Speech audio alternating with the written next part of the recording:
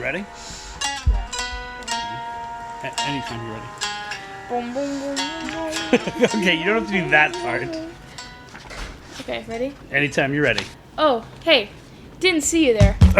Welcome to Tripping on Legends, episode 142. Annie, are you okay? You can find us on social media at Spooky Tripping on Instagram and Tripping on Legends on Facebook, TikTok, and anywhere else on social media. And you can find us anywhere you get your podcasts. Do you listen to podcasts? Other than the Marcus? Not really. No? No. So, yes, you can find us on most of the social media platforms. Instagram TikTok. is Spooky Tripping. I already said that. TikTok. You said it so fast, though. I'm not sure anyone got it. They did. They did? Okay. Don't doubt me. And anyway, we switched over things a while ago. We used to have so many. We used to have like 500, which to a lot of podcasts is, not. We used to have 500 subscribers. And when we switched platforms, not a lot of people switched over with us. Frick. I know. So make sure that you are wherever you're getting your podcasts, Spotify or, Apple Podcasts, that you are doing it because, we often reference other episodes in here, or I give you homework that you have to listen to one or something like that. So it's always good to kind of have us wherever you are listening. What are you looking at right now? I'm going to get one of the most elaborate urban legends I've ever heard. And that kind of is the the thing that I put out there because I was looking at it. So this is all. Today we're going to be talking, it's Annie, are we okay? So the idea of it is I found this legend that I wanted to trip. And I started to notice, just kind of from other things, that there were a lot of ghosts out there with the name Annie, right? And so the first thing I want to talk about is this idea that why do all the ghosts have the same name? There's like 4 names, and every female ghost is those, right? Like, what female ghosts have you heard of? Like, name-wise? All of them. No, I mean, like, what specific names do you... A lot of, like, Elizabeth or Lizzie or, like, things like that. Did you get that from the post I did today? No. No? Okay. I didn't get that. Right? A lot of Elizabeths. Yeah. Or Bloody. Like Lizzie, Liz. Bloody Mary, right? Yeah, There's a lot of Marys. A lot of Marys. Lucy's. Yeah, Lucy's. See, obviously she doesn't listen to the old podcast about how many Lucy ghosts there actually are here in... There's like 4 Lucy episodes of like different Lucy ghosts. Right. So I guess the first thing is like we would love to hear about what names kind of keep coming up in the ghostly folklore where you're from, right? Because I don't think this is just a regional thing. I think part of the reason why these names keep repeating is that they're not real people. Right. And so it's, you don't have like an Alexandria, you know what I'm saying? Or and they're supposed to be old, so you don't have like a Brittany ghost, like walking around all over the place. Probably the best thing, and I know you'll enjoy this, don't say the full name, is we talk about the ghost of Cindy. And that's a family joke about a certain Cindy from my past. Wouldn't it be crazy if she was listening to the episode? Yeah, Don't say the last name. She's like, wait, I know. Wait a minute, is he talking about me? We use her name as a Jane Doe. and a lot of Jane ghosts, right? Yeah. Ella Jane. And so as I was kind of going through this, I was like, oh, shoot, like there are a lot of Annies, right? And I don't think it came from the last one we're going to talk about, which is the one we're actually going to legend trip. And I'm still hoping that you're going to legend trip it with me. And if not, then, I'm putting the call out there to anyone that wants to do this one. It's at the end of July because I've already got like an invitation from the institution, I'll say for right now. Can't open it? No. She's trying to open up the Russian dolls, which have now become kind of like a mascot of Tripping on Legends. Oh, I don't like that noise. I'm kidding, Devins. So I wanted to talk to you about like 4 progressively make so much noise. Progressively weirder urban legends, right? And I think part of the reason is like I think I have a different perspective than a lot of people do on these, and I want to get like this idea of like if you were going to legend trip this, right? How would you do it? Like what would you specifically do, right? And especially the last one, I definitely want your advice because it kind of falls right into your wheelhouse. What does that mean? That means that it's about something that is near and dear to your heart. Okay. something that we've covered on the show, and you've actually been on at least one of the episodes where we talked about this kind of thing. Right. But I don't think I've ever called upon your expertise Okay. to be like, how would you like legend trip this? How would you ignite this? So the first Annie that I'm going to be talking about is like, I think this actually, I heard this story. This might have even been before. This might have been the first one that I heard. And then I was like, are there any Florida Annies? Right. And this was the story of Flashlight Annie. So just from the name, what do you think the whole deal is? I think it's like you flash a flashlight and she appears, and like it's like the not Midnight Man. Where's the wasn't anything I'm thinking of? It's the highway, the Jeepers Creepers highway, maybe. Oh, you flash flashed the the lights light? and he Oh, yeah, becomes yeah, closer. yeah. You flashed the lights. Not a flashlight, but you flashed the lights. Yeah, that's right. On Tiger Trail, Tiger Tail, actually, road in Denellen, where you can basically have the guy from Jeepers Creepers or something that's very much like that start trying to invade your car by flashing your lights. And that happens a lot, right? There are a lot of urban legends where you flash your lights. This one's a little bit different. And a lot of these happen in kind of the same location, like 3 of the 4 happen, or 2 of the 4 happen in the same location. This one happens in Phillipsburg, New Jersey.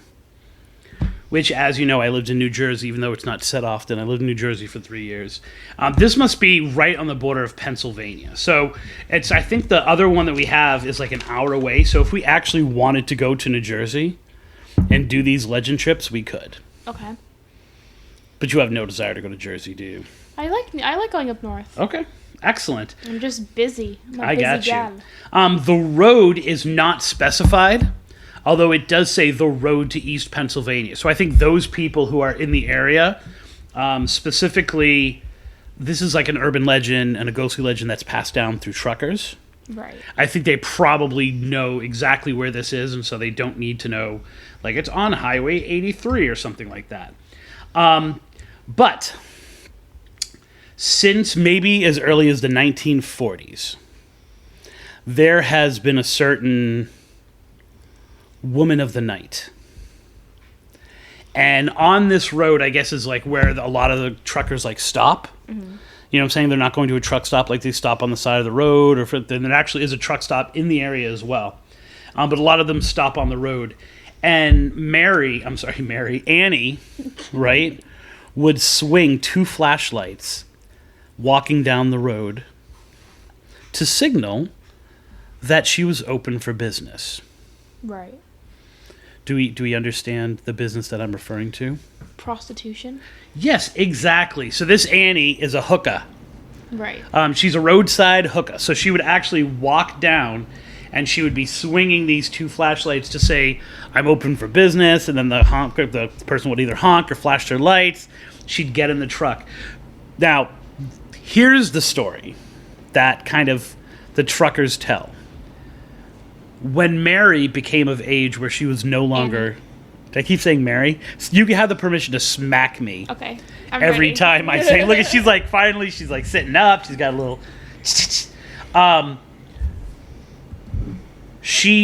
When she got too old, Annie introduced the trade to her daughter. So the truckers talk about how Annie would then go flashing around the 2 flashlights and introduce the next generation and say, just call her Annie too. Right. And then that Annie passed it on to the next generation. Right. And then that one passed it on to the next generation. So we have a long line. Now, the story is that they were all related. Right. So I've been pretty desperate for money. I have never thought about selling you into prostitution. Thanks. I really appreciate that. No problem. Anything I can do to help. But Annie, as a prostitute, has not been seen for at least 30 years. Yet those flashlights keep going down that trucker road. People say they see it. They don't see any person kind of connected to it, but they've had like their doors opened. They've had like seen the flashlights go out, and then they feel breathing on their neck.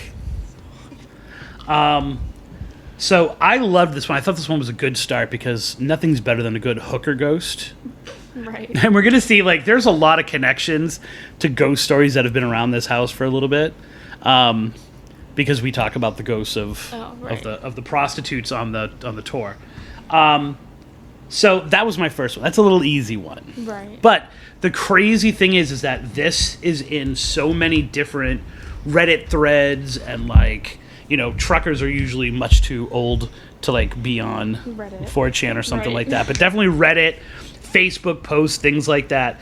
And it's interesting because it always starts out as fond memories of sexual encounters with Annie. Am I making you uncomfortable?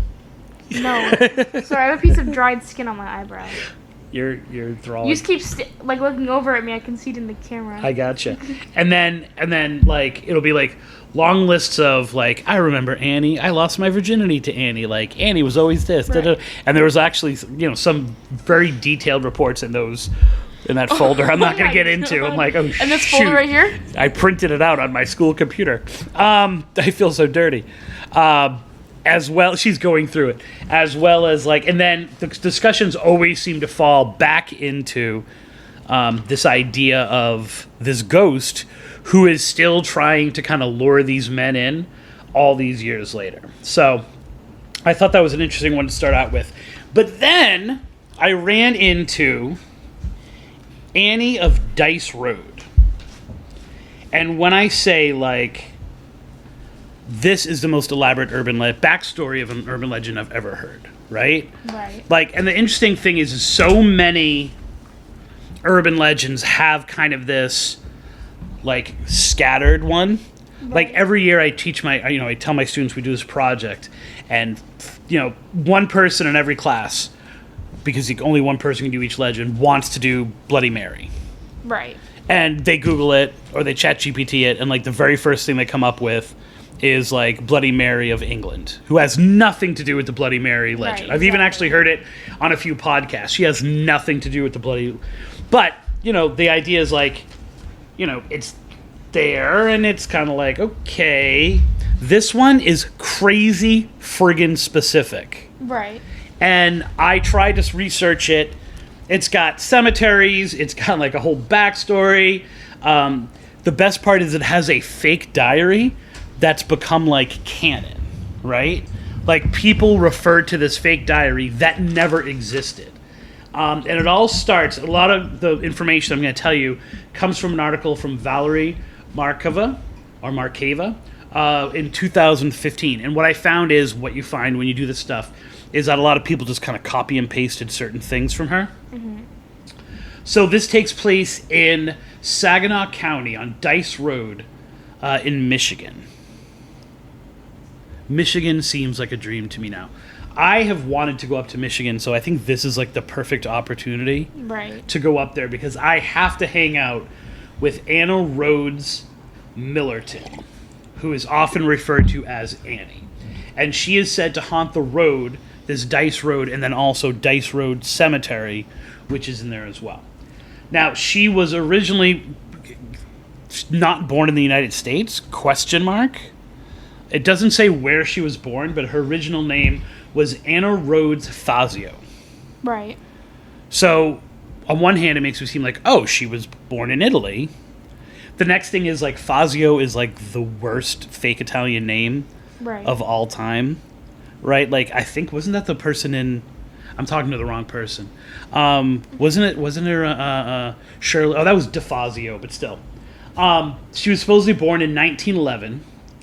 And when she was a little girl, like when I think she was 4 or 5, not 6 or 7, when she was 4 or 5, her father set fire to the family house trying to kill the family. Right.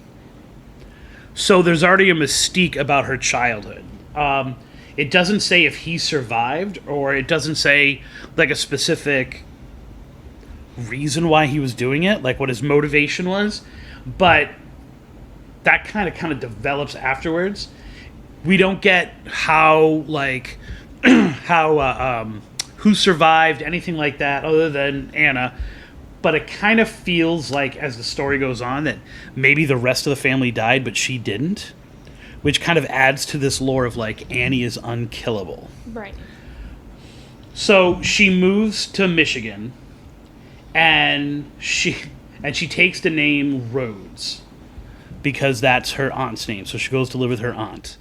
And almost immediately she becomes friends with a guy named Dark Cha, which is Sayak, Native American for Dark Hawk. Okay. So can I just refer to him as Dark Hawk the rest of the time so I don't have to... Now, again, Dark Cha and Dark Hawk, that seems pretty much like they're just like, this is a nice Indian name. Native American, but yeah. Well, I'm saying it from the point of view of the person writing it. Like, right, yeah. You know? Although it is referred to as Sauk Indian throughout the whole story. So I even am the one who added Native American. Right. And he immediately, like, they became friends. They were, like, both little kids. He showed her, like, all of the tribal things that were important to her in this county. Like, Michigan, you're talking about, like, 1915 or so, is not very well, like, settled. And so he actually also showed her his tribal burial ground, which is where Dice Cemetery is now. So he was kind of like, this was our Native American burial ground. Now, the weird thing is that this little kid knew her past. And it doesn't say, like, he got a psychic impression of her, just as he knew her past. Like, somehow he knew her past, and he was convinced that there was evil in her blood. I'm sure he, like, got it from the newspaper or something. Right, because I'm sure Dark Hawk is reading Italian newspapers from other countries, being like, wait, do you really think, okay, as a 6-year-old, you're like, I wonder what's going on in Italy right now, like, and pulling out Italian newspapers. Well, you don't know that she was actually Italian. So. Right, but it does say she comes to the U.S. So either way, it's a foreign newspaper, and she changed her name. It also says, like, he refused to tell her dark past. So he was, like, trying to protect her. His mom was called Singing Sparrow, and she used to actually, like, make these potions and teas that were supposed to drive the evil spirits out of Annie. It's like it was a family affair, like, trying to, like, basically exorcise it. And nothing seemed to have worked because they're both going to, for the rest of their lives, believe that, like, she is evil somehow, that she has these evil spirits. That's kind of where the idea of, like, her father couldn't kill her because, she survived because the evil monsters inside of her. I hesitate to use the demon word. Right. At 14, so again, gets kind of creepy. At 14, she falls in love with a lumberman called Jonathan... A grown one? Millerton. It does not say that he is young. Lumberman? It just says... And he's referred to as a lumberman. That sounds like a grown-up to me. It does sound a little bit like a grown-up, right? So I guess I should say that she meets him at 14... and she eventually falls in love. So I don't know if she waited, like, the good, like, 4 or 5 years. But either way, he was a grown man when they meet. Yeah. Right? Which is never addressed in the legend at all, is the fact that there's this man, this lumbering lumberman, who's, like, going after... Although it does say how beautiful she was. 14-year-old. So I even think it's creepy. Italian women. I think it's even creepy. It actually... Dude, it literally says, like, her beautiful... It does say Italian features. Right. Okay, so DeFazio over here was definitely Italian. Fazio, not Or does it say DeFazio. European? I know. I mean, people in the audience will understand. It does say. You know what? I'll look it up afterwards. But it does say at least, like, her European features or something like that. Right. She eventually falls in love with him, and Dark Horse gets angry at this because it's gone from kind of this cute little, like, yes, did I say Dark Horse? Can I stop you for that? No, you can sing Dark Horse though if you want. No, I'm okay. Dark Hawk gets angry. That's on my theater playlist for some reason. Dark Hawk? Like, Horse. Dark Horse? By Katy Perry. It just, like, randomly is on my playlist. I don't know how it got there. Because it's a great song. Must be Katy. Not only that, but the whole tribe had kind of adopted little Annie. Right. As kind of like little orphan Annie. Do you remember when you used to go, Annie? When Chris used to do that all the time? I do. Yeah, because she's obsessed. You can feel free to sing Annie at any time while we're here. They're actually doing Annie at CPT right now. Hashtag follow the signs. So the whole tribe gets pissed because they had kind of taken her in and adopted her and showed her, like, all these secrets of the tribe and stuff like that, and they just felt like she had betrayed them by falling in love with this Jonathan Millerton. Right. Most white name I've ever heard in my life. Do you know what I'm saying? Once Jonathan again, Millerton. like, right. And this manifested itself as rage against Jonathan. Okay. And it was right at the time that, like, the lumbermen were, like, pressing up against the Native Americans in the area. Oh, and yeah. it was, like, not like that. And so it was, like, this whole big, like, battle between them. Like, they were, instead of all these treaties and stuff, instead there were, like, all these tensions and people were killing people and stuff like that. Another theme that's going to come up quite a bit tonight, and I'm not afraid to say the word, Singing Sparrow, Darkhawk's mom, is raped and killed. Dang.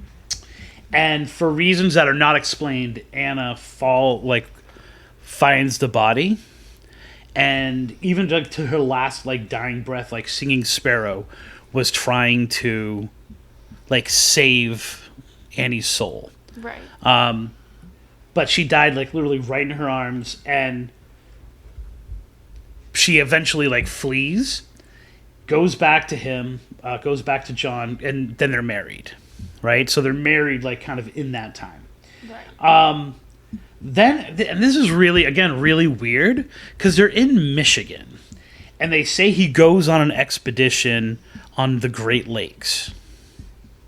And then they say, this is like, if you're going to write shit, write it. You know what I'm saying? Like, know what you're talking about?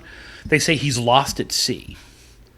Like, okay, I understand the Great Lakes are pretty great. In Michigan? Do you know what I'm saying? Like, well, Michigan is where the Great Lakes are, right? Yes. But, like, Lost at sea? the way that they phrase it is like lost to the darkness of the sea. And it's like, first of all, it's not a sea. It's a lake. There's 5 of them. But anyway, so Huron, she's like Ontario, like Michigan, like Erie, and Lake Superior. And even Lake Superior, I don't think you would confuse Right. with an ocean. With an ocean, specifically to call it a sea. Lost at sea. Right, Lost and like, at Superior. I mean, it would be, oh no, like, where are they? Oh wait, they're over there. You know? And if there was, well, you'll get to it, but. So it then says that Darkhawk becomes so enraged and sees, like, the connection between his mom's death and that this is the way it's phrased, and it's kind of phrased weirdly, but the implication is that he continuously goes to the house and sexually assaults her. Annie. Right? Dang. Like, continuously, like, over a period of time. Then she gets word that he's lost at sea. Right. And so she goes she goes to a tree, almost like in a trance, goes to a tree and takes her life. Right.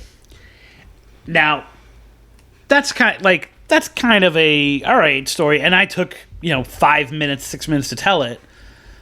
The story I just told you was like a summary of like a 20-page document of like all of these details, which then From the fake diary.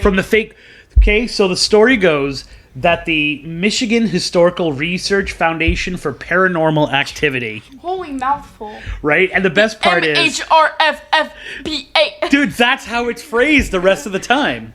So it's the moist pop. They supposedly found this journal as they were doing an investigation into the Anna hauntings of Dice Hill Road, right? Or Dice Road. And so the rest of it, I'm not even kidding you can look at it, are the most fake entries that I have ever seen into... That's not it. No, it isn't. No, it's not. That's the... MHRP. Okay. Like, it literally goes on, and the best part is that then on other websites, this Michigan Historical Research Foundation for Paranormal Activity found journal is quoted as if this were an actual historical document. Jonathan, my love, I care for him not. You must believe that yours are the lips I crave. I fear that I can no longer tame Darkhawk's pursuit. He waits for me, veiled by the darkness of night. He comes for me while you are away. My love, I am ashamed of what has been done, my sorrow great. I cried for you, but you did not wake from your sleep. I beg for forgiveness, my love, and know you will come to save me. I wait for you to wake. News came today. The talk of the ship that sank into the heart of the sea. My love, he is buried beneath the deep waters. I can no longer abide in the sanctuary of my love's earthen heart, for my love has gone. I shall no longer think of the sorrow of his family. I cry for him not, for I have felt his embrace in the night. My lover waits behind the doors of death in fields of gold. Bro, what the fuck? Okay, so it sounds like, honestly, it sounds AI like generated. if I were, well, I wouldn't even say that because it was 2015, but it sounds like if I was going to make a fake journal for someone in the 19th century, even though that doesn't sound anything like. However, in both the cemetery and on that road, the ghost of Annie and Anna is seen. She's often described as looking transparent, but like light blue or a pink color. I saw that somewhere in here. Yeah, he shit himself. Yes, that's not the part. That's not what I'm asking you to look at. And she looks sad and lost. Okay. But the crazy thing in this is that on other websites, it talks about this whole... Right here, found it. All right, go ahead. I found it earlier. What I do was you- looking for it. All right, what do you It got? says, she was standing there in the woods staring at me. I wasn't afraid because she seemed sad or lost and was very pretty. She looked transparent. People say ghosts are white, but she was a light blue, pinkish type color. I saw that earlier, and that reminded me. Doesn't that kind of seem weird? Like, how Why can was something she be colored? both blue and pink? Light blue, pinkish type color. Like, those Like, what are does that mean? the Light opposite bluish, right? Like, colors. Bro, baby shower? Like, what? Gender reveal? so, do you think that the ghost in that one is real? Can we agree that the backstory is probably not? Right. Now, the story itself and people seeing the ghost both in the cemetery and on Dice Road is a generational story, right? So it's something that has been told time and time again, or it seems as if it is. It's so hard to find like the origins of when a ghost story starts. It seems like 2015 becomes the point where, you know, the dark hawk, singing sparrow, and there's all these like weird things like they find a grave and there's like a picture of the grave, but you can tell the picture's been altered. Right. And so I think it's one of those things totally where the ghost comes before the story. Right, and then it's like, what can we make, or what can we describe that's like, What is the best Yeah. kind of... what intrigues people the most? Now that I'm reading these do seem to be Annie on the Road Yeah. kind of things, which is weird because the So I'm last reading your one thing, and it's like is not. Annie's Road, Annie Road, Annie's Annie Road, Road, Annie Road, Annie on Annie Dice Road. Road, flashlight, Annie walking down the road. If you were to go, Me. any of us, Okay. to Passaic County, New Jersey, so we're going back to New Jersey now, all which right. is about 20 miles I'm back in New away Jersey. from Manhattan. So when you hear the details of these stories, think of like downtown Manhattan, and You think said of New like Jersey. New Jersey is right. Next, I guess. Right. So, yeah. So just 20 miles away, you're now in like the complete like nowhere, from what I can tell. You're going down the road, From what I can tell. right? Norwood Terrace. I'm picturing it. It's also called Riverview Drive, which is known by the locals as Reefer Road. So I wonder what's going on there. And it's in Totowa, New Jersey. You would see all of these signs on the road that are like your normal road street signs, Right. but they are all marked up with hearts. Okay. Things like I Love Annie, stick figures with blood gushing out of them. Okay. Like the people literally just always going down the road, like marking up. Are you impatient? No, I'm just thinking about that. Right? Like people, and it's kind of this. You know, you're all of a sudden in the middle of nowhere, and you've got all these weird signs, right? And some of the signs also say, "Be careful of the midgets." Now, again, I've already used the term Indian, but the only reason Cancel. why Cancel him. the only reason why I'm saying this is because it's often referred to as the road to Midgetville. Right? What the hell? Because Cancel him. supposedly Robert Ringling, so we're very familiar with the Ringlings and Ringling Yes. hauntings. It's sometimes referred to as John, but most of the time it's referred to as Robert. John Ringling. John Ringling, that's the main Ringling. I'm gonna explain that That's joke the to you. main No, I'm Ringling gonna explain brother? that joke to you later. Oh, okay. John Circus.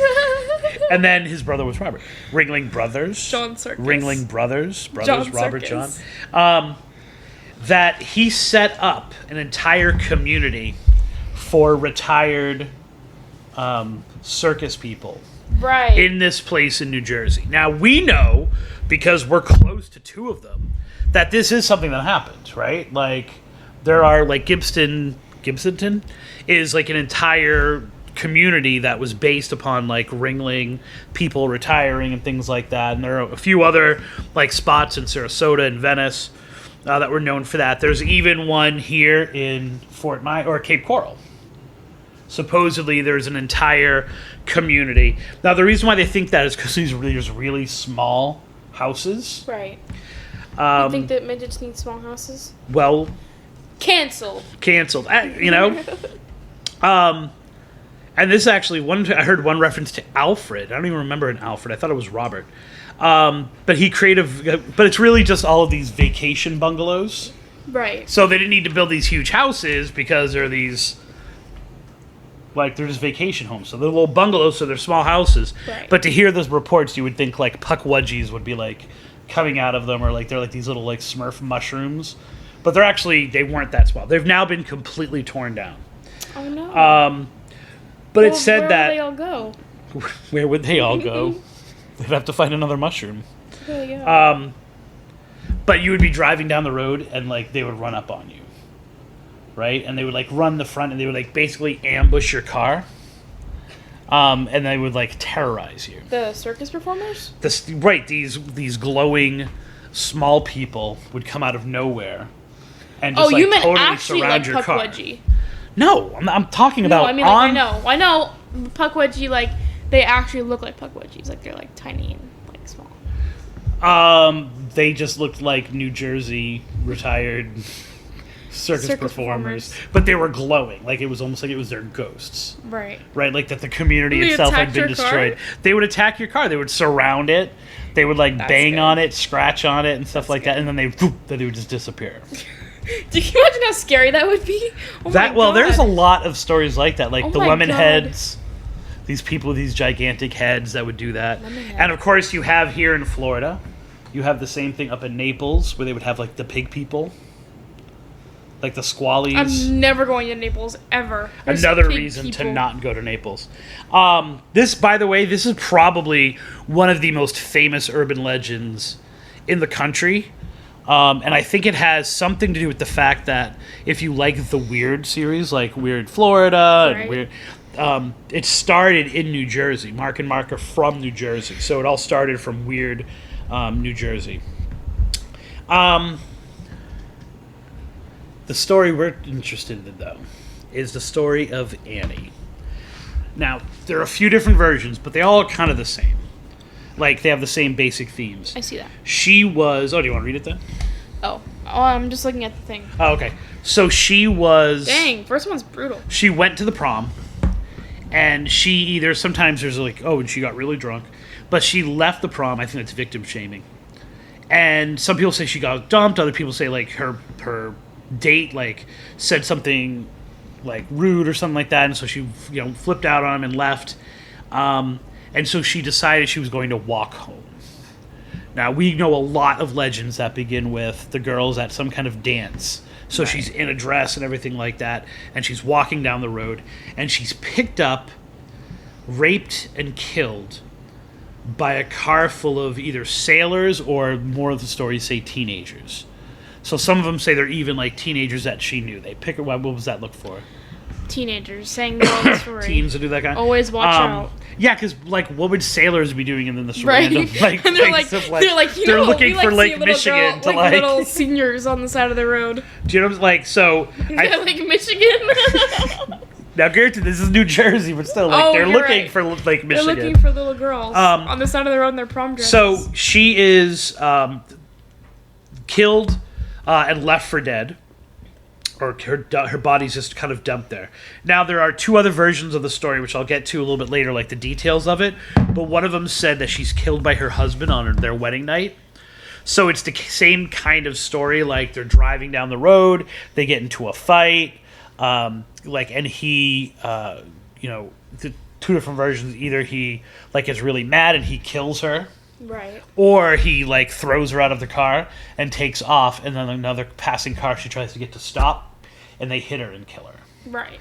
And then the last one is that she died in childbirth. Those are three wildly different stories. They are, and I think the blame gets put on all of them on her, right? Which, like Black but women. No, I'm just I think part of that has to do with the nature of what some people experience on the road. And so the legend has to fit it, because you're like, also like, well, wait a minute, if it was her husband, then why was he not caught and put in jail, or that kind of stuff, because we can't find reports of it. And it's a lot easier to cover up, a carload of sailors. Right. Right. All I'm imagining is like, from, what is it, New York? Where the sailors are going down. Yeah. You know what I'm saying? They're like, down. right. Yeah. New York. So Bronx is up, but the battery's down. So this is like a crazy popular story, and people are always trying to kind of like legend trip this. And it's said that if you are driving on this road, or if you are in the cemetery that's nearby, you will fly off the road. Right? That she is seen in the road, she's seen in the woods, she's seen in the cemetery. But the one thing that's different kind of about this story is that not only is she seen in the road, so you swerve Right. to miss her, and then you get into a car accident, but also it's said that she possesses you. Right? So people have supposedly survived the drive down the road, drive down like Riverview Drive. They've survived it, but they talk about having like all of a sudden, like they can't control themselves. They even like look in the rearview mirror and see her looking at them instead of themselves. Right. That's scary. That is, because I don't want to be a beautiful woman. She's also seen pushing a baby cart Right. down the road. And she asks for help, and when the person stops, she completely disappears. But then you can still hear the baby crying. Right. Which is interesting, because why would she have a baby cart if she died in childbirth? If she was one of the other two options. Now, the best part about this, because there is, in addition is driving down the road, right? Like, I'm hoping that someday, some Friday, you're going to drive down the road with me looking for the ghost in Venice. Right? Which you have to, I'm sure you listen to that episode, driving down the street, and the motorcycle driver like appears behind you. We talked about this one in a previous episode, I believe. Yes. Yes. This one, however, you can do one additional thing if you're looking for the ghost to come out. And the best time to do it... Is this not in New Jersey? This is in New Jersey. Best time to do this one? 3 a.m. You have to put on oldies. Right. Roll down the windows, and she's more likely to show up. Right. So what do you think is the ultimate oldie to play to get Annie? Smooth Criminal. Okay, that is not an oldie. That was out when I was in high school. Can you think of something that doesn't make me feel like I'm ancient? Annie? With Annie in it? Or just Annie? I don't know. It says she died in the 60s, in the 50s or 60s. So something that she would like. Well, I think it maybe at least has that Oh my feel. god. So what? I don't know. Okay. Can I get a hint? I don't know. I'm asking you. Like what you would play. I know what I would play. What would you play? I think I would play like "Ain't No Mountain High I do like that Enough." song. Right? Like who doesn't like that song? Right? Was that in the 50s or 60s? I think it was in the 60s. Like Motown, I pretty much was like, and that's the full swing of it. But I think when you it's think more of of that, like that the song feel is really for it. creepy. He's like stalker. I saw. No, it's not, because they're singing it to each other. I saw a dance interpretation of it where it was like a stalker, like a crazy stalker, where it's like, no matter. But where they go you back are, and forth. No matter in the situation where it's just one of them talking. Oh, okay. Just come on. Now, public service announcement. Legend tripping can sometimes go too far. Oh. Because inspired and obsessed with the Annie story, Right. these 6 high schoolers would go to the cemetery to try to find the ghost of Annie.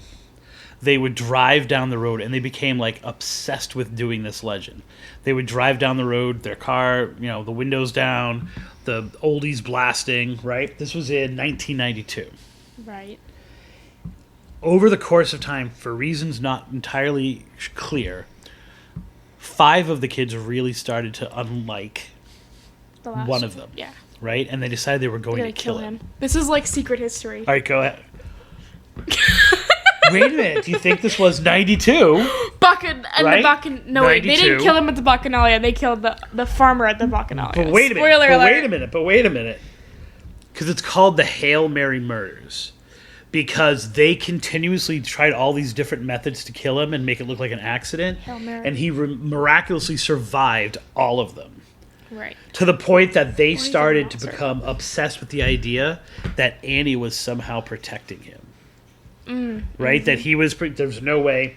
And so instead, they went to their high school. They were in a Catholic high school. They were from a Catholic high school. They drove up and they're like, oh no, this is another urban legend. We all have to start chanting. We all have to start saying the Hail Marys. Right. Right? And so as they started doing it, the line that says, now and at the hour of my death, one of the boys from the back seat jumped, leaned over in the front seat with like an electrical cord Right. and started choking The other one. the kid that they were trying to kill. Right. And it says it took him like 10 minutes to die, which seems like a really long time. It says choke. And the whole time they're doing the Hail Mary. Like as they're Literally, killing this this is kid. secret history. This is literally the secret history.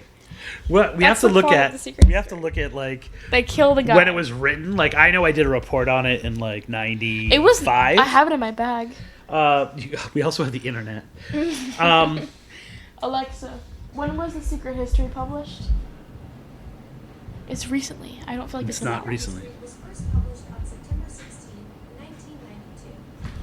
1992. 1992. So, I think Yo. that would be too. I think it's all right. Anyway, That's Bunny. They tried to kill Wait. Bunny, or they did kill Bunny.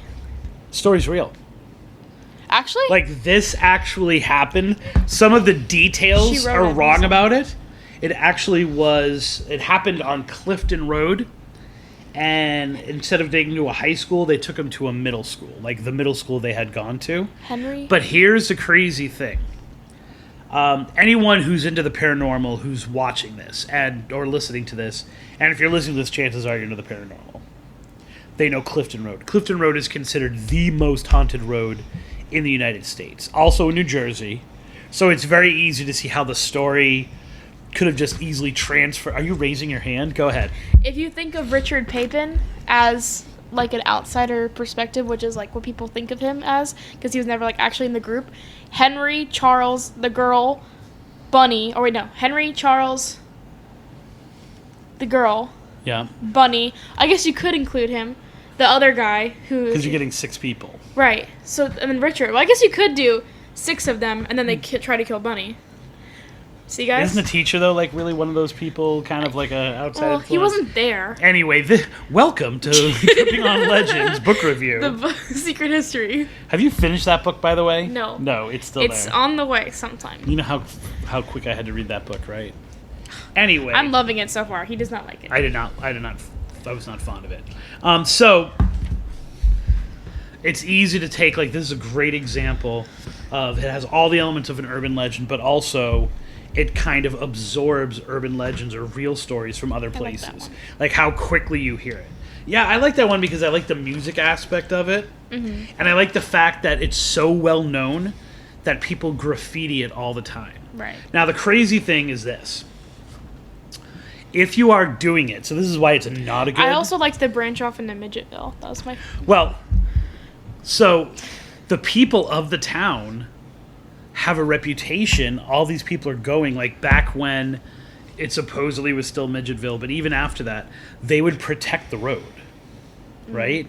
And so what happens is people are driving down, basically legend tripping this, and they see a woman on the side of the road, right? And they're like, "Oh my word, it's Annie! Annie! Annie!" And Annie, and they say, "Annie, are you okay?"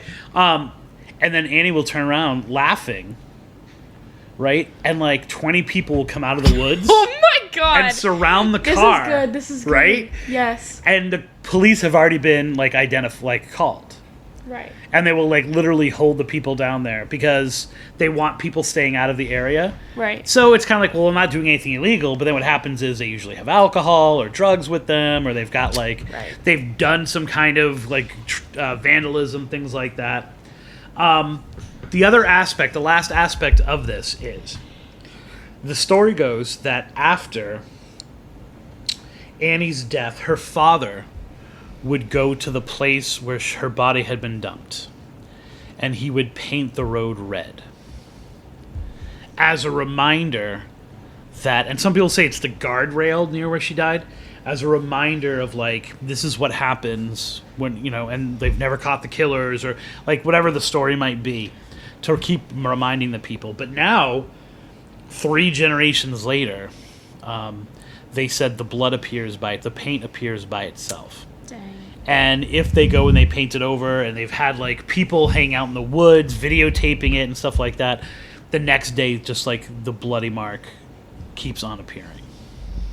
Right. So that's the last little like exclamation point to the story. So I think that's got like everything you need for a great ghost story right there. Unfortunately, I don't want to be surrounded by a whole bunch of locals with pitchforks. And I like, also agree. That's the scariest part of that story. and I feel like that's like also like there's some kind of catfishing idea behind that, of like you're following the girl down the road, Right. and she turns around and she goes, starts laughing "Gotcha!" at you, and all these people come out. Oh my God, that's scary. You know, like that sounds like the Tinder date from hell. Right. I've actually had that happen to me several times, where like brothers come out of the woods and True story. You know what? Actually, it sounds like a Mr. Ballin story, Doesn't look but they didn't know the guy was a cop, right. and like he pulls a gun on them, and it's like a Oh, you're talking about a real Mr. like a Ballin real story. Mr. Ballin story. I did not know right? that. I thought you were saying it sounded like a story Mr. Ballin would tell. Which all leads us, not because all roads lead to Ballin, or Balzanoin, Ballin. which leads us to the campus of Rollins College here in beautiful, sunny Florida. Beautiful. I know that you're doing the trek, checking out colleges. I know you went to UCF. Did you go to Rollins College, or have you heard anything about Rollins College? Yes. Would you care to elaborate? I just heard that it's like an arts college, mostly. Rollins College. Didn't what's her name go there? Didn't we like run into my teacher at the library? She was wearing like a Rollins College sweater. Didn't she go there? Oh, Belcher? Booker.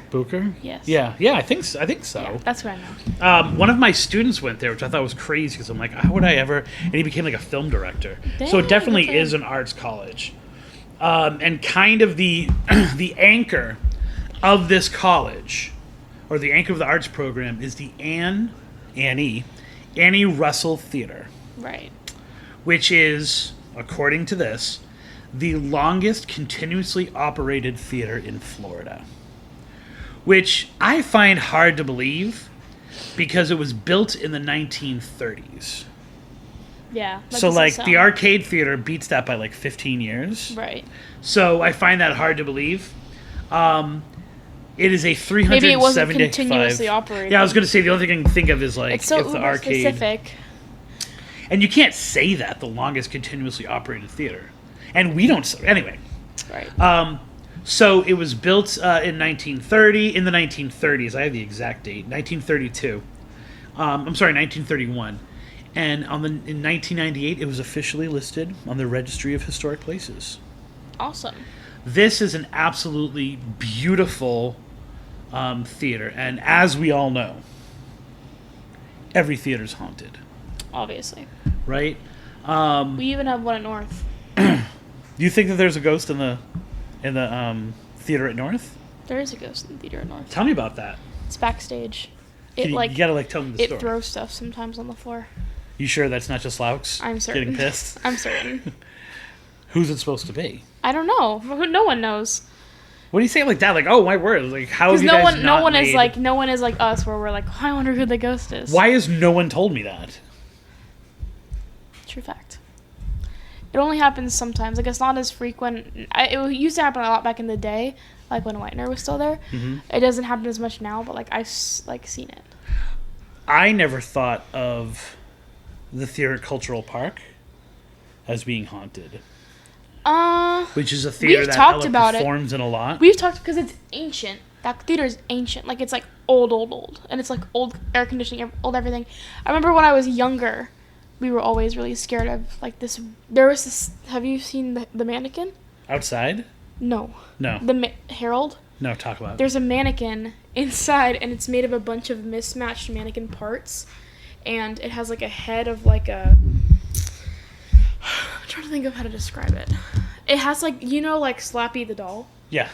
He has like the same haircut, From and it's like Goosebumps, right? Yeah, and it's like he's dirty, and he's like but he has like Braden's blood is on it. Like really Braden's.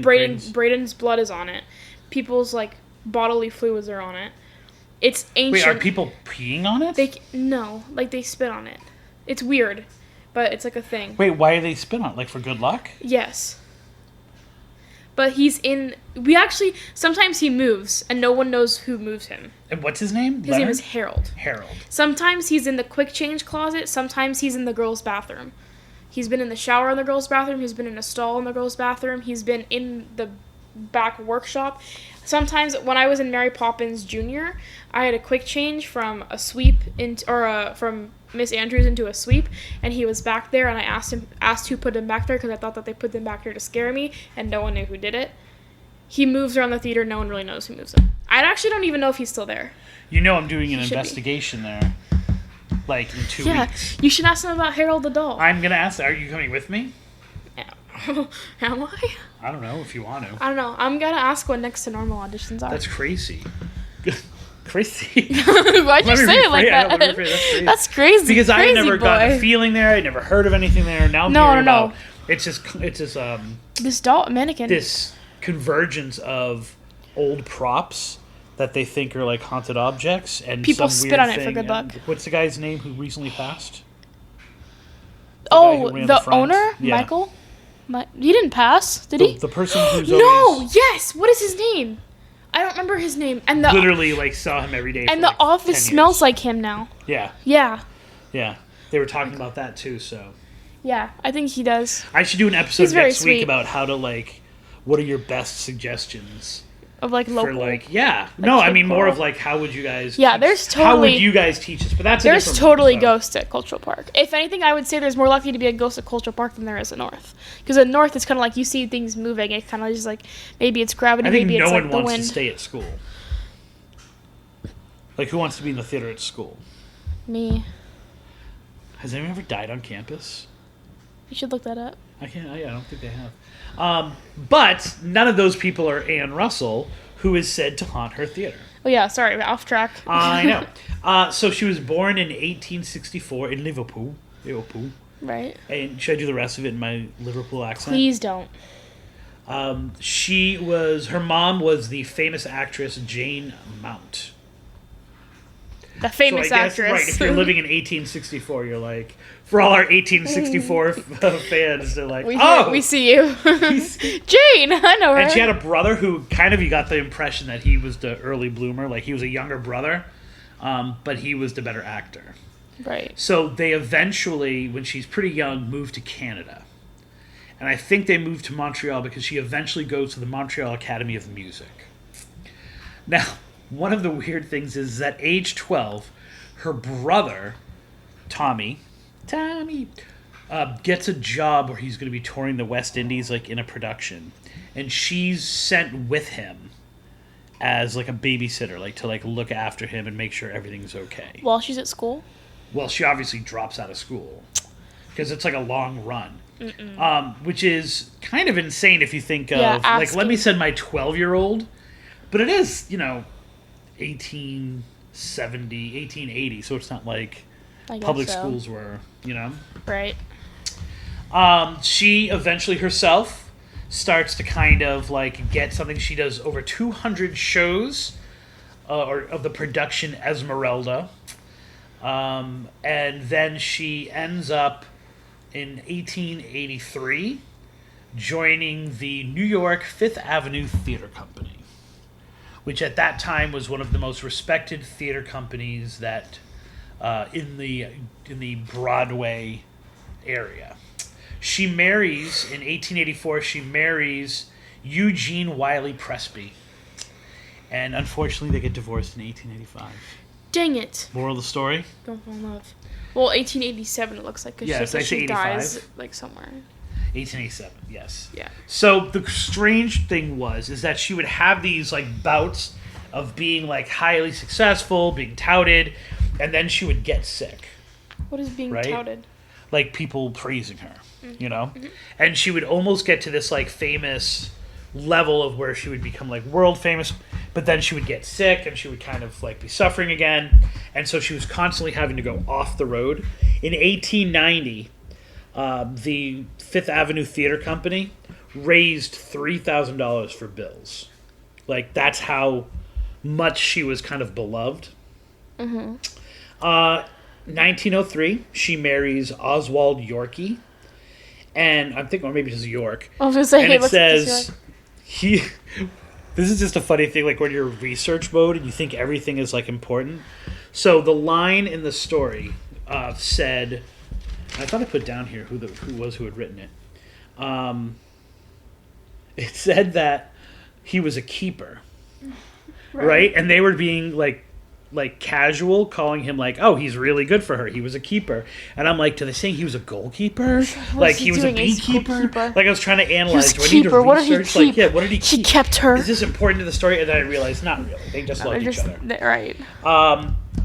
The sicknesses eventually become too much. She has to get off the road. And so in 1918, she retires to Winter Park to be with her friend, whose name is Mary Curtis Bach Zimbalist. Great name. Mary Curtis Bach. Bach? Oh my god, no, Zimbalist. not Bach. That's scary. So anyone who's in Florida that's not 17 years old is wondering, yes, this is the woman whose husband created Bach Towers, Bach. which is this famous landmark Bach is the in reason the my Orlando foot broke. area. Also said to be haunted, like the source of a whole bunch of different urban legends. But that was her best friend, so she actually moves down here to be with her friend. Her friend, Mary, ends up being a huge patron of the arts, and she is the one who is responsible for a lot of the funding that went into the theater at Rollins. Right. And to kind of celebrate the career of her best friend, she asks that it be named the Anne Russell Theater. So she doesn't name it after herself. She doesn't name it after her famous husband. She literally names it after her best friend. Would you name anything after your best friend? Yes. Like, I don't even know who I would, like, name it after. Like, who would be worthy of that. In 1931, the theater opens. Like, officially, like, they break ground on it. In 1932, she performs the opening kind of play, which is Robert Browning's In a Balcony Inspired. Right. I have no idea what that play is. I know who Robert Browning is, Right. but I have no idea about that play. So, Sorry, I'm stretching. you know, issue 5 or issue 1 on the Legend Trope, we got to get a copy of the play, right? She actually ends up forming 2 different theater groups at Rollins, and she's teaching, which she was doing before the theater opened too. She's teaching, she's acting, she's continuing to act, and she's directing plays, and then she dies in 1936. She was 73. Yeah, I mean, like, in all 10 purposes, it seems as if, like, she never got the stratosphere of, like, acting like she really wanted or whatever, but, like, she had a full life. Right, exactly. She had a great And life. she had a husband who loved her. She had 2 husbands who loved her. She just didn't love one of them. She had a best friend that names a theater after her. Right, exactly. I feel like, what else do you want? And she had a successful theater career.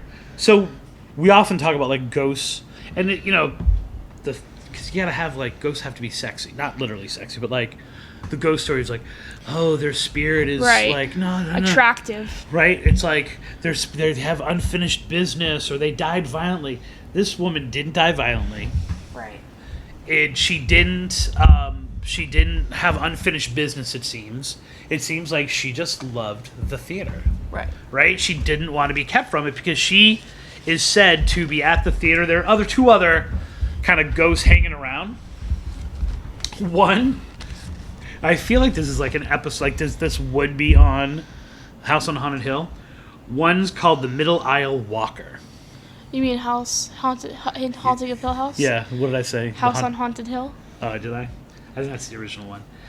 Who literally walks around in the theater, wearing like Harvey Heitman, wearing a Top hat? Top hat. And then a bad-spirited security guard. But I could not find any information about, like, bad security guard guy. Right. I love the Middle Aisle Walker. Middle Aisle Walker? Middle Aisle Walker, that's literally what they called him. And I just think of this guy. I think of actually the guy with the hat in the Hill House. Do you remember that? He's walking with the cane. Yes, when he yes, the hat back because the little kid gets the hat. I remember that. He gets the littlest boy. The twin? Right, the twin. I remember that. So actually a lot of the information I'm going to be talking about the specific hauntings and some of the history came from a woman named May Seymour in a 2011 article. So I always like to spot that if I can. I also find it interesting that the ghost of Annie Russell appears old. There seems to be like something about like an actress. I would think she'd want to like be like in her prime. Not that she has control of it or anything like that, but she wears this 1900s lavender dress. Supposedly beautiful dress, but she's always described by the words elderly. So it's not even like she's kicking it middle age like in the theater. She has a favorite seat. Aww, that's cute. Which is the focus of a lot of the hauntings. Balcony. Now you have to tell me whether you think this is a good seat. Balcony, right side, third row, seat 2. So I know third or fourth row center is like a coveted seat. Right. But what about like third row? In the balcony, though. In the balcony. Like in the mezzanine. It doesn't say mezzanine, it says balcony. Balcony is up high. Right, the mezzanine. Right, so like you would think she'd want to be up close. You think so? But you'll notice She's like a everything. lot of these ghost stories, they take place in the balconies. Right. You know, like you never hear of like, oh, the ghost in the theater in the front row. Right. They're always in the balcony. Exactly. That was Like kinda laundry. even the arcade, which is so small, Right. it's in the up balcony, in the balcony. right? The Majestic, the Emerson Majestic, in the balcony, and this one as well. It stays down. Aw. Right? Sometimes it's down, sometimes it's up. Now, they say that's the best way to tell whether or not it's a good production, because if the seat stays down, it's almost like she stays. Right. Did they reserve it for her? That's what I was thinking, too. Like, I do they would have do someone that. not? And I think they probably do. I'd be like, you can't sit here, and he sits there. I will give you my potential explanation for that momentarily. Okay. Well, here's my explanation. Okay. The theater seat is broken. Well, I know. I mean, The like, seats are broken at every single theater I've been to. Seats are broken. They stay down. right, but it goes up. Randomly? Yeah. It's always up. It's always up, and if the production's good or they're having a good rehearsal, then it goes down. And no one sits in it? No one sits in it ever. So I guess I can Seat is leap broken. forward. I'm going to the theater. Okay. Like, I'm being given like a personal Right. like tour of it and being able to stay there for a little bit. Like, I'm gonna actually have received an invite to Legend Trip this haunting. Right. And so I will be able to see the seat up close to see whether it's like reserved, Is like this people the are thing not when I allowed have the to. show? Huh? Is this when I have the show? Is that what you're talking about? Yeah. Skip the damn show. Dang it. I can't. There's some kind of why not? All you're doing, you were a counselor. It's not like you're on stage. I have to take care of my kids. Kids will always screw you.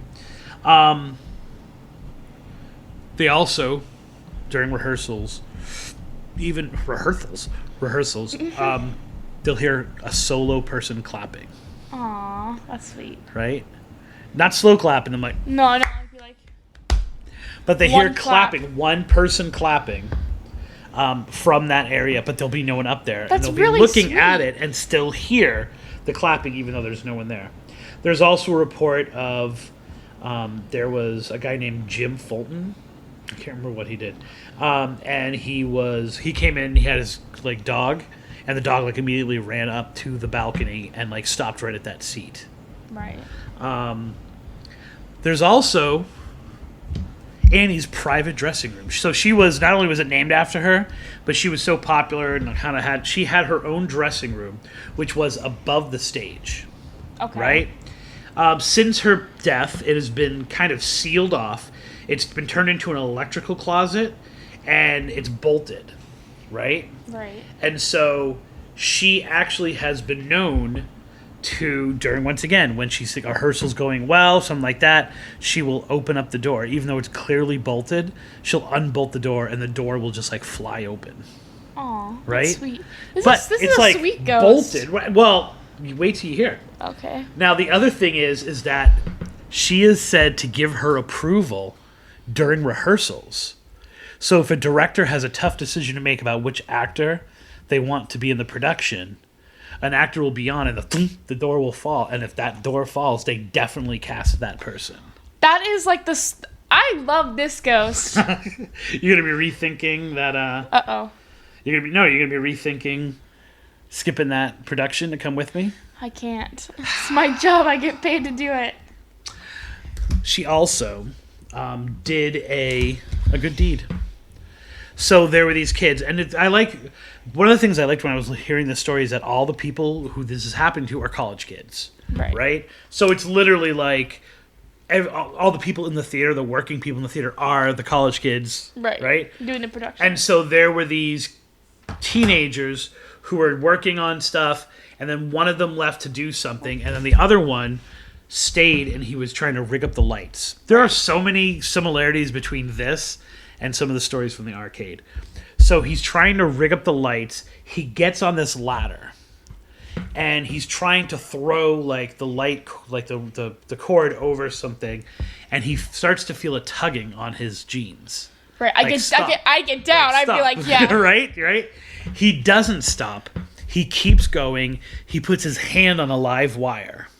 Oh my god. He falls. So now he's electrocuted, and he falls off the ladder. Boom! Hits himself. You should have listened to her. His friend comes running in from the other, like from wherever else he is, because he hears the noise, and he sees his friend crazy, and so immediately like he goes, and this is, I think it's pre 2011, so it's got, I think it was in like the 70s, runs to like call the phone, and he calls on the phone, calls 911, and the 911 operator goes like, yeah, we already have someone on the way. Well, what are you talking about? We just got a call from this old woman who said there had been an accident. I'm gonna cry. Oh my right? God. I'm getting goosebumps. I'm also just, getting goosebumps. Thinking about it, right? Oh my gosh. And like, so I talk about crisis apparitions. This is like pre-crisis apparition, right? That she actually called before, like, and so the ambulance got there in like minutes, and the kid was completely safe. This one I feel like touches your heart, like a lot of things that you feel. So cry. In 1978, there were reports of a tired actress. Well, And what did she do? She took a nap on the couch. Well, this ghost story has everything we love. Ghost, tired actress the theater, who sleeps on the couch, napping. Right? She wakes up from this nap. Right. And she's pretty much alone in the theater. Right? Like she knows she's alone, and she has been wrapped in a blanket. Aww, right? Right. And she feels completely like cozy, but then also someone, and everyone said no one would say they had helped her, they had done this or anything. Someone also pushed a chair right up against the couch so that like she couldn't roll off and like hurt herself. This ghost. Right?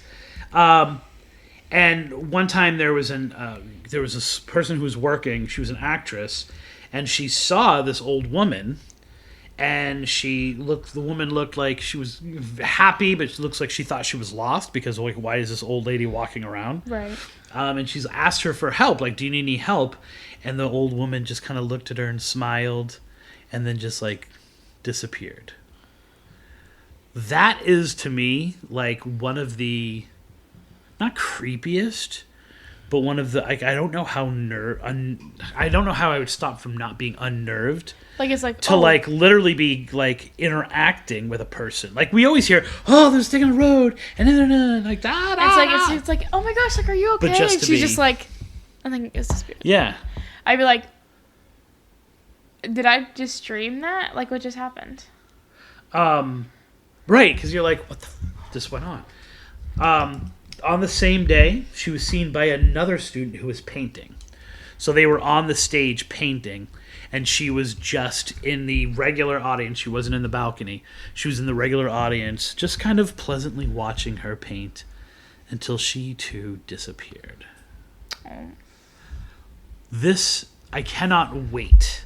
I want to go. That, if we could carbon date the writing on that folder, I've had that folder for like 3 years. This one? Yeah, at least. If you even look at it, some of them are from like 2024. If you can look in like the printouts. I had heard about this one. I had never followed up on it. And so I finally sent an email, and I was crazy surprised by how quickly they got back to me and invited me there. Really? And the only reason why I'm not there right now... Oh, we should have been drinking out of the Knights Theater cup. The only reason why I'm not there right now is that, like, I guess it's closed for, like, these renovations or something like that. When are you going? July 31st. Friday, July 31st. She's going to check her schedule right now. By the way, I forgot to say, in 2011, there were renovations, and so there were all this crew going in, and they got all these pictures, and one of the pictures showed this weird light. And so the person who was like taking the pictures went and followed up, and there was a rolled up playbill from November 13th, 1986. It was cited so many different places. I'm like, that is like the least weird thing. But I guess the theater is like picked up enough. Sunday. I know. What are you going to do? I'm just going to have to go with somebody else. No, or you can do it the next day. Literally, I'm like scheduled to meet with the woman and everything like that. I'm excited to do. Will you sit down? No. I'm excited to. Fine. I'm excited to do this one because I love a haunted theater, but also there are so many rich stories. So it's like people have been experiencing it for a long enough time. And it's not this scary kind of thing. It's literally someone who sticks around. Like, I feel like this could be the centerpiece of Haunted Love Part 2. Right. Haunted Florida Love Stories. For love of the theater. So Kim Cool did write, like, several books about haunted theaters. Right. I think that this is one that I definitely need to do. And it's obviously in a location where I don't have to worry about being jumped. So if I have to do it alone... Like, what are they going to do? Take me? Are they going to stage fight me? You know what I'm saying? What do you think I should do for a legend trip for this, though? What do you think I should bring? So I'm not gonna... Really, the one reason why I brought you on this show was to, like... I think that you should go up to the balcony. I think you should... Actually, I think you should sit on stage and you should sing. I should sing. For her. Or you should do, like, a scene from, like, Hamlet or something. Do I know a scene from Hamlet? Are you kidding I know me? several scenes from Hamlet. But, His soliloquy. Do this so iconic soliloquy. So I guess my question is, because you don't want to do it, my question is, what should I do? Like, what would make this, bless you. Bless you. Thank you. What would make this a good legend trip? Like, obviously, we've got the play, the very specific play, which was the first play. I'm not going to electrocute myself. But what are your suggestions of how I should perform this legend trip? Like, what should I do when I actually get there and I'm taking this tour, especially if I'm allowed to stay later, which is what I'm hoping, that they'll actually like let me like stay once it's dark there. Although nothing in here says like all of these things seem to happen during the day. Please give me your suggestions. You can email them to me at spookytripping@gmail.com, or you can follow us on Facebook at facebook.com/trippingonlegends and hit me up there, or Instagram at spookytripping, and let me know how you would legend trip this. And of course, leave us any other comments if you know of a great Annie ghost from your area, or you want to follow up on that question of what are other names that seem to constantly come up again, time and time again in the world of paranormal, or you just want to say hello. And make sure that you are following us. Make sure you're getting those old episodes in because they're good for your soul. Anywhere you get your podcasts. Anywhere you get your podcasts, even on Apple Music. Does anyone actually use, like, iHeartRadio I meant. Do people like iHeartRadio? I don't think so. Is that a thing? No. I No. don't think so. So, regardless of whether I have my Legend Tripper, the date is set July 31st. If I have to go without you, I'm going to be heartbroken, but I will still go. I have bad news for you. I have a show that day. Well, that's bad news for you, not bad news for me. So, for Christopher Balzano, And Ella Balzano here's hoping that all of your trips, even if they're not with your daughter, are legendary. Are legendary. are you hoping now that we hear like someone talking in the background?